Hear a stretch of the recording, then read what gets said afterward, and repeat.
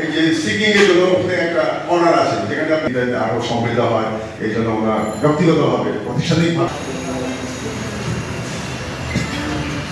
মহোদয় মনসায় কিছু বলবো করছি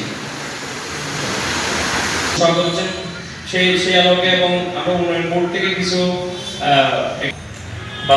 জেলা পরিষদের সম্মানিত চেয়ারম্যান জনাব অধ্যাপক খানজামাল হোসেন স্যার, উপস্থিত জেলা পরিষদের সদস্য জনাব নাসির লাইব্রেরিতে পড়ার সুযোগ হয়েছে, সেখানে দেখেছি অনেক উন্নত মানের। যারা বলছিলাম যে রাজশাহীতে আমি তখন অডিও ভিজুয়াল, মানে আমি কানেও শুনতাম, দেখতাম। ফ্যাসিস্ট রাষ্ট্রযন্ত্রের বিরুদ্ধে দাঁড়িয়ে নিজের বুক চিতিয়ে এটি কালজয়ী ইতিহাস, যে ইতিহাস কোনোদিন মুছে দেওয়া সম্ভব হবে।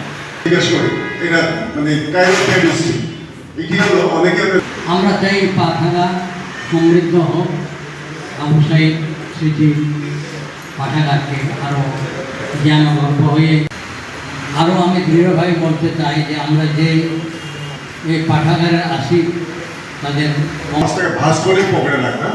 পরে আমি ব্যারাকে এসে ডিকশনারি একটু মতো বলতে একটু সময় গেছে স্যার, মানে বছরখানেক সময় গেছে।